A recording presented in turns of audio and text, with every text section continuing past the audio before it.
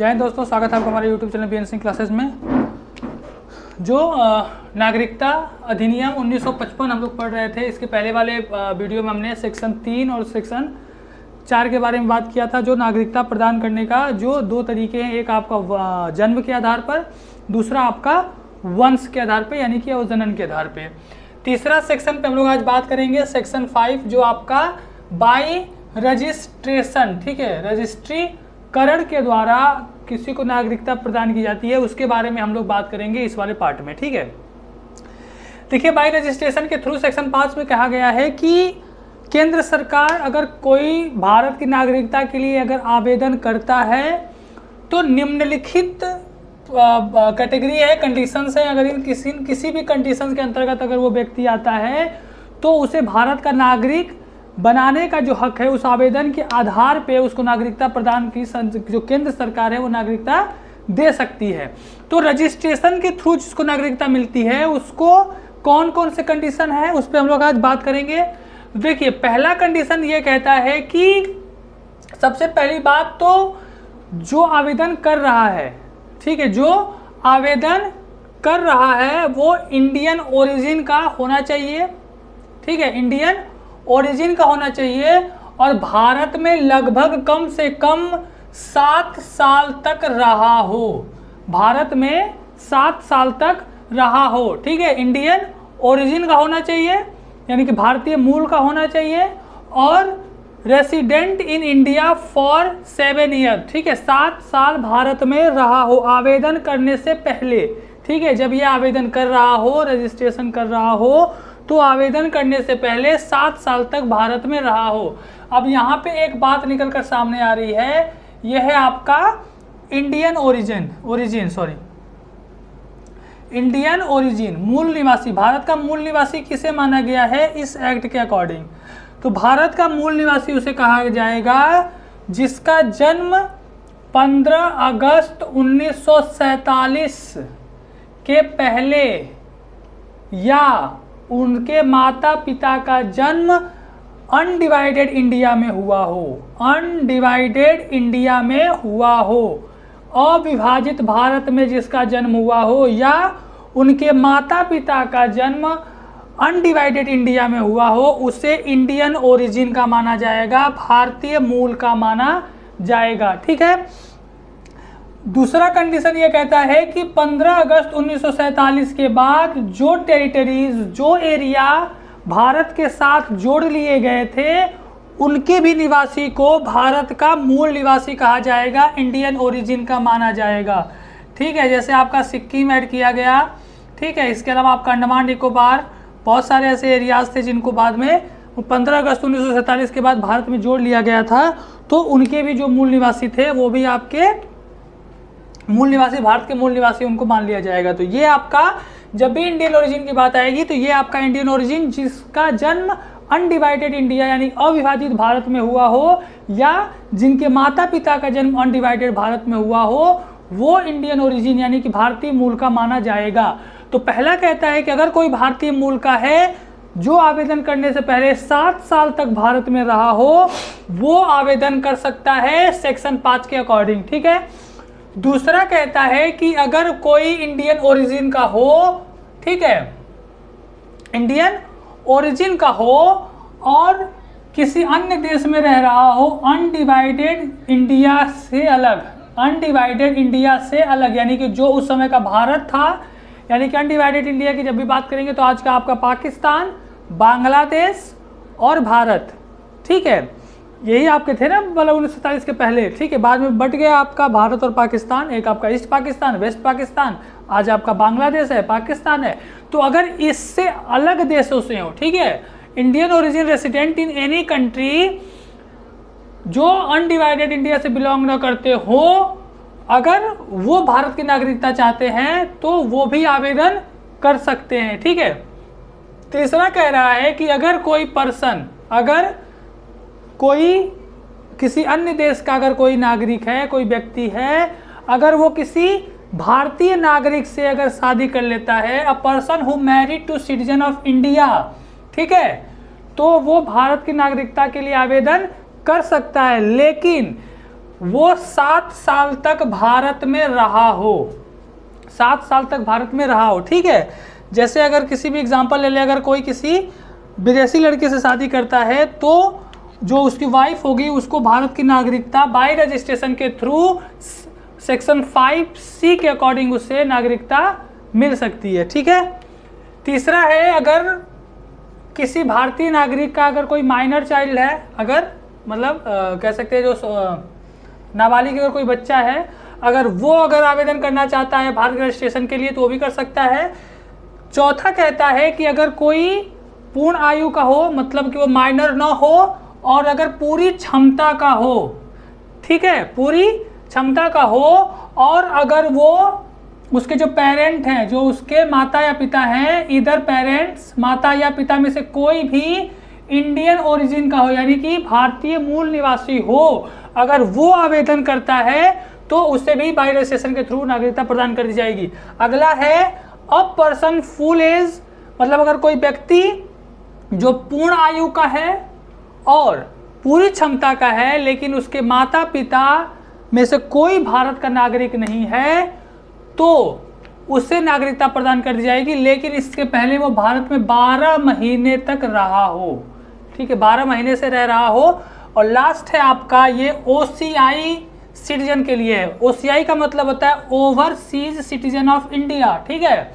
ये जो आपके कह सकते हैं कि जो आपके समुद्र से दूसरे, मतलब समुद्र पार करके जो दूसरे जो देश होते हैं वहाँ पे जो निवासी होते हैं, ये किसी न किसी तरह से भारत के कभी ना कभी सिटीजन रहे होते हैं, जो अन्य देशों में जाके बस जाते हैं, मूल निवासी भारत के रहे होते हैं। अगर जो OCI कार्ड होल्डर है उससे भी भारत की नागरिकता रजिस्ट्रेशन के थ्रू मिल सकती है, अगर वो 5 साल से भारत का OCI कार्ड होल्डर हो, ठीक है। OCI कार्ड होल्डर अगर 5 साल से अगर उसमें कार्ड होल्डर है तो उसे मिल सकता है, लेकिन नागरिकता का आवेदन करने से पहले 12 महीने तक वो सामान्यतः भारत में रहा हो, ठीक है। तो ये आपके कंडीशंस है सेक्शन 5 के अकॉर्डिंग, ठीक है। अब हम लोग बात करेंगे, अगला सेक्शन है आपका सेक्शन 6, ठीक है। तो देखिए सेक्शन 6 बात करता है बाय नेचुरलाइजेशन, यानी कि देशीयकरण से, ठीक है, देशीयकरण, ठीक है। जो आपकी केंद्र सरकार होती है जब ये आवेदन प्राप्त करती है, इस तरीके से जब आवेदन प्राप्त करती है तो वो नागरिकता प्रदान कर सकती है। वो नागरिकता प्रदान करती है इसमें आपके ABCDEFG इतने कंडीशंस हैं। तो पहला कह रहा है कि that he is not a subject of citizen of any country, मतलब साफ साफ कह रहा है कि भारत ने जो लिस्ट तैयार की है कि इन देशों के लोगों को हम देशीयकरण यानी कि नेचुरलाइजेशन तरीके से नागरिकता प्रदान नहीं करेंगे। उन देशों से न आके अगर अन्य किसी देश से आ रहे हो तो फिर भारत कंसीडर करेगा उनको सिटीजनशिप देने की, ठीक है। और दूसरी दोनों, अगर हम लोग इसके पहले एक इंपॉर्टेंट चीज बताना भूल गए थे, अगर सेक्शन 6 और सेक्शन 7 में आवेदन कौन कर सकता है बाय नेचुरलाइजेशन और बाय रजिस्ट्रेशन। सबसे पहला है कि कोई भी इलीगल इमिग्रेंट ना हो, ठीक है, यानी कि अवैध प्रवासी ना हो, ठीक है। जो लीगल इमिग्रेंट है, जो लीगली तरीके से वीजा पासपोर्ट इन सब के माध्यम से अगर भारत में एंटर किया है वही ये आवेदन कर सकता है, ठीक है। तो पहला तो ये है कि वो उन देशों से ना आता हो जिसने भारत ने ये कह दिया है कि इन सब देशों से जो लोग आएंगे उन्हें हम बाय नेचुरलाइजेशन के तरीके से उनको हम नागरिकता प्रदान नहीं करेंगे और वो इलीगल इमिग्रेंट नहीं होने चाहिए। दूसरा कह रहा है कि he is a citizen of any country, अगर वो आवेदन करते समय अगर वो किसी अन्य देश का नागरिक है, तो आवेदन करने के बाद यानी कि जैसे उसको नागरिकता प्राप्त होती है उसे दूसरे जिस देश की वो नागरिकता उसको प्रदान है, मिली हुई है, वो नागरिकता उसे छोड़नी पड़ेगी, यानी कि वहाँ की नागरिकता उसे समाप्त करनी पड़ेगी, क्योंकि भारत में सिंगल सिटीजनशिप है, ठीक है, एकल नागरिकता है, तो डुअल सिटीजनशिप हम नहीं रख सकते।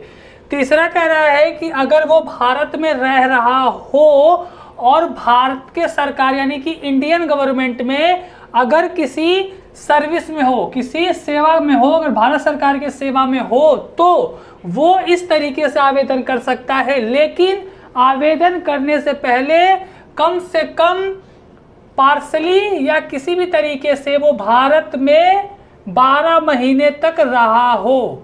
ठीक है, 12 महीने तक भारत में निवास किया हो, रहा हो। ठीक है, अगला कह रहा है कि 12 जो महीने का है, 12 महीने तक रहने से जब वो आवेदन करेगा उसके पहले से अगर वो 14 साल से भारत में रह रहा हो, ठीक है, तो कम से कम अगर ये इतने समय तक भारत में रहा हो तो वो आवेदन कर सकता है, लेकिन 11 साल से कम नहीं होना चाहिए अगर वो भारत सरकार की सेवा में काम कर रहा हो। अगला कह रहा है कि he is a good character, यानी कि वो एक अच्छे कैरेक्टर का होना चाहिए। ठीक है, उसका स्वभाव जो कैरेक्टर है वो अच्छा होना चाहिए। अगला कह रहा है कि सेक्शन 6 के अकॉर्डिंग अगर कोई आवेदन कर रहा है तो भारत की जो संविधान की जो 8वीं अनुसूची है, 8वीं अनुसूची में जो आपके भाषा दिए हुए हैं उन भाषाओं में से किसी एक भाषा का वो जानकार हो, उसको अच्छी नॉलेज होनी चाहिए।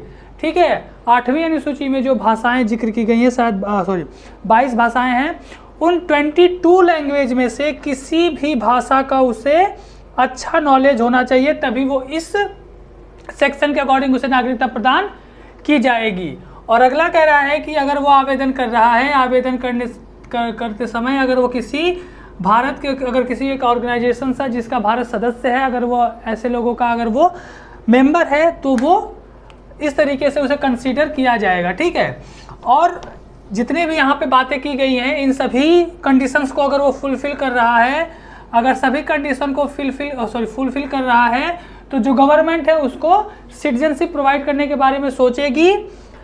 या तो इस सभी बातों को वो देख ले या किसी एक बात को ले ले, ये गवर्नमेंट के ऊपर डिपेंड करता है। ठीक है, अगर कोई व्यक्ति कला, साहित्य, शिक्षा, ठीक है, विज्ञान, अगर इन सब क्षेत्रों से अगर कोई आता है तो सरकार उसे इन सब मामले में किसी एक चीज़ पे छूट प्रदान कर सकती है। ठीक है, तो ये आपका सेक्शन 6 हो गया। अगला हम लोग बात करेंगे, अगला जो है तरीका है आपका 5वां जो तरीका है सेक्शन 7। सेक्शन 7 आपका कहता है, ठीक है, देखिए अगला आपका सेक्शन 7 है जो 5वां तरीका बताता है कि कैसे सिटीजन हो सकता है। अगला है इनकॉर्पोरेशन ऑफ टेरिटरी। ठीक है, अगर किसी फॉरेन टेरिटरी को, अगर कोई विदेशी क्षेत्र है, ठीक है, अगर कोई विदेशी क्षेत्र है, फॉरेन टेरिटरी है, अगर वो भारत में मिला लिया जाए, अगर भारत में मिल जाता है तो वहाँ के जितने भी निवासी हैं, जितने भी रेसिडेंट हैं, वो भारत के नागरिक बन जाएंगे उस नोटिफाइड डेट से। जो डेट नोटिफाई की जाएगी उस नोटिफाइड डेट से, उस अधिसूचना के जारी होने से वे भारत के नागरिक बन जाएंगे। जैसे अगर हम लोग एग्जाम्पल बात करें तो पौंडीचेरी आपका था, ठीक है, पौंडीचेरी को भारत में जब मिलाया गया तो पौंडीचेरी के जो नागरिक थे, ठीक है, वो आपका सिटीजनशिप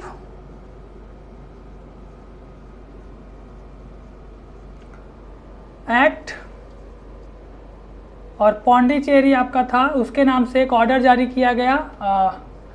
सिटीजनशिप एक्ट 1955 के अकॉर्डिंग एक ऑर्डर जारी किया गया पौंडीचेरी के नाम से 1962 में, 1962 में। और इस ऑर्डर से 1962 के पौंडीचेरी ऑर्डर से बाय सिटीजनशिप एक्ट 1955 जो भी पौंडीचेरी के जो रेसिडेंट थे, जो भी पौंडीचेरी के रहने वाले लोग थे, वो 1962 से भारत के नागरिक हो गए। ठीक है, तो 5वां तरीका आपका है इनकॉर्पोरेशन ऑफ टेरिटरी। अगर किसी भूभाग को, विदेशी भूभाग को अगर भारत में सम्मिलित कर लिया जाता है तो वहाँ के जो निवासी होते हैं, जिस डेट से नोटिफाई किया जाएगा, अधिसूचना जारी की जाएगी, उस डेट से वो भारत के निवासी हो जाते हैं। ठीक है, तो अगले वीडियो में यहाँ पे हम लोग जो भी नागरिकता प्रदान करने की जो बातें थी वो हमने ख़त्म कर दिया है। अगले पार्ट में हम लोग बात करेंगे जो नागरिकता आपका ख़त्म होता है, ठीक है, उसके बारे में बात करेंगे। ठीक है, थैंक यू, जय हिंद।